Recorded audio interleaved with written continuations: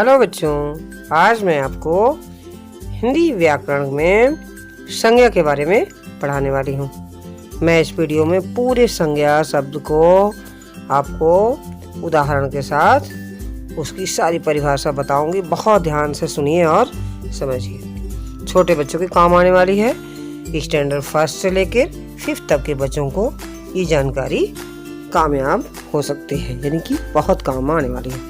अक्सर बच्चे संज्ञा की परिभाषा भूल जाते हैं, उसको मैं थोड़ा एग्जाम्पल के तौर पे, उदाहरण के तौर पे मैं ऐसे बता रही हूँ। जैसे आप ऐसे समझिए कि आज राहुल का जन्मदिन है, उसके मित्र उसके घर आए हैं, अक्षय ने उसे एक खिलौना उपहार में दिया, विक्की ने एक छोटा सा पप्पी लाया है, दादाजी ने टेडी बियर उसे दिया है, पापा ने इंग्लैंड और अमेरिका के मैच का टिकट दिया, तो राहुल की खुशी का ठिकाना न रहा। मम्मी ने पिज्ज़ा मंगवाया है मार्केट से, केक की सुंदरता तो देखती ही बनती थी। सबने केक और पिज्ज़ा बर्गर सब कुछ खाया। ठीक है, तो ऊपर दिए हुए वाक्यों में एक पप्पी, दादाजी, पापा, मम्मी, ये सब जो है ना, कहने का मतलब ये सारे लोग जितने नाम आए हैं उनके व्यक्ति, ये सारे लोग क्या है, व्यक्ति हैं, तो प्राणियों के नाम हो गए।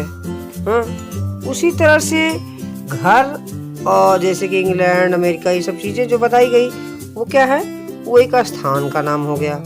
ठीक है, और जैसे उसमें खिलौने कौन कौन दिया, किसी ने खिलौनों में कोई टेडी बियर दिया, कोई खिलौना दिया, कोई उपहार दिया, कोई केक दिया, कोई टिकट दिया, कोई पिज्जा लाया। ठीक है, तो ये सब क्या है, वस्तुओं के नाम है। और भाव कैसा, एक और चीजें होती है ना जो भाव बनता है, जैसे कि खुशी हुआ, सुंदर लगा, इशारे की क्या है, एक भाव है। तो इन सभी को मिला के यदि एक लाइन में हम कहें तो संज्ञा की परिभाषा ऐसे होगी कि किसी व्यक्ति यानी क्या, कोई भी प्राणी, प्राणी माने क्या होता है, व्यक्ति को कह सकते हैं, है ना, वस्तु, स्थान या भाव के नाम बताने वाले शब्दों को संज्ञा कहते हैं। ठीक है, जैसे कि हमने बताया कि आप कह सकते हैं कि व्यक्ति में, फिर से मैं दोहराती हूँ उदाहरण के तौर पे, व्यक्ति में आप क्या हो सकता है, राम, श्याम, राहुल। ठीक है, जो उन्हीं को प्राणी कहते हैं हम। वस्तु में कोई सामान हो सकता है, जैसे पेंसिल, केक। ठीक है, तो ये सारी चीजें हो गई। उसके बाद स्थान हो गया। स्थान यानी कि कोई भी, दिल्ली, मुंबई, या आपका स्कूल, या आपका घर। ओके, और एक हो गया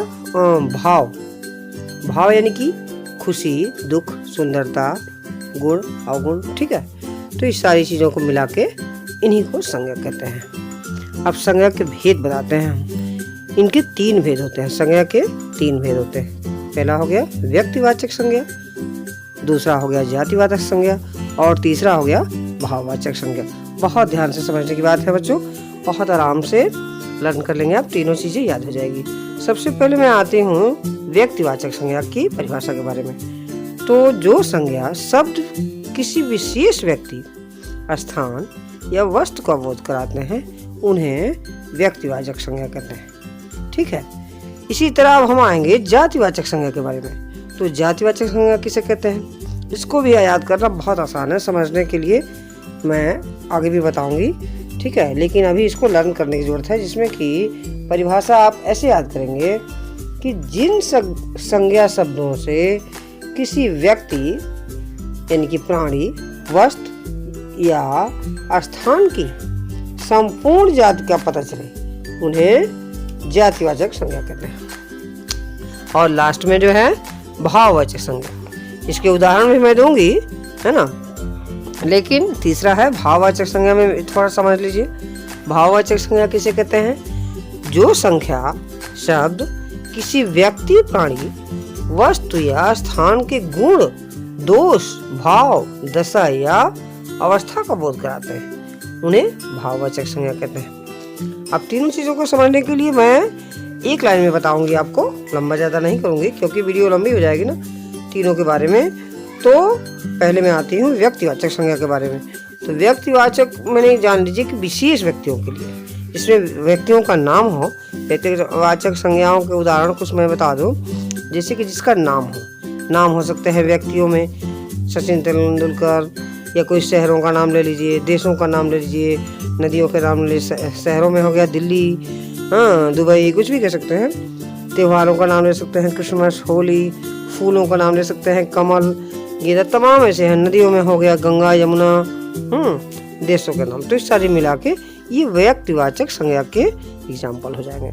उसी तरह जातिवाचक संज्ञा में यदि हम आते हैं तो जातिवाचक संज्ञा के लिए भी वो चीज़ है जो कि हमारे देश के मानचित्र है, हाँ उसके उदाहरण हम देंगे। जैसे कि उसके उदाहरण ऐसे समझिए कि जैसे कोई भी चीज़ जाति में क्या हो गया, मोर, बंदर, चिड़िया, शेर, खरगोश, कछुआ, या पेड़, सब्जी, अनाज, ठीक है।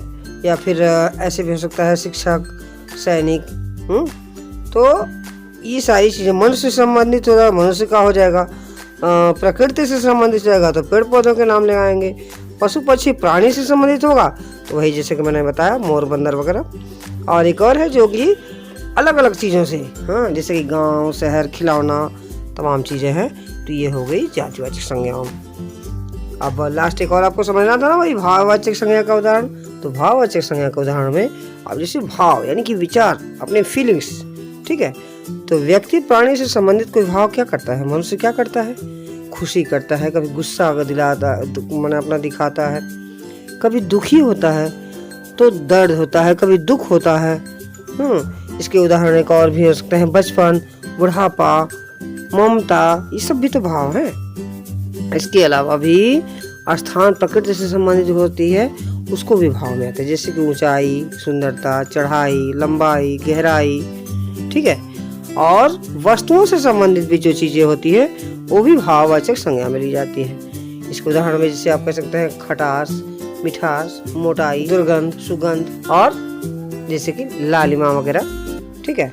तो ये सारी चीजें आपको आ गई किसमें, भाववाचक संज्ञा के रूप में, ठीक है बच्चों। तो आज हमने पढ़ा संज्ञा के बारे में, सारी परिभाषा उसके उदाहरण के साथ, ठीक है। तो चलिए इसको अच्छे से लर्न करिए, पढ़िए और सीखिए। मिलते हैं फिर अगली वीडियो में। अगली वीडियो में मैं इसे सर्वनाम का भी बताऊंगी, जैसे संज्ञा, सर्वनाम, सारी चीज़ें 1 to 1 में आपको जानकारी देती रहूँगी। आप इस चैनल के माध्यम से देख सकते हैं। जो लोग नए आए हैं चैनल पर, हमारे पहली बार वीडियो देख रहे हैं, उनसे मैं छोटा सा रिक्वेस्ट यही चाहूँगी कि आप यदि पहली बार आए हैं हमारे चैनल पे तो चाहे तो हमारे चैनल को सब्सक्राइब कर सकते हैं और बेल आइकन दबा के नोटिफिकेशन के लिए ऑन कर सकते हैं, बेल आइकन दबा के, ठीक है। और पढ़ाई से रिलेटेड कोई बात पूछनी हो तो हमें कमेंट में ज़रूर बताइएगा। चलिए अपना बहुत ख्याल रखिए, please take care, bye bye.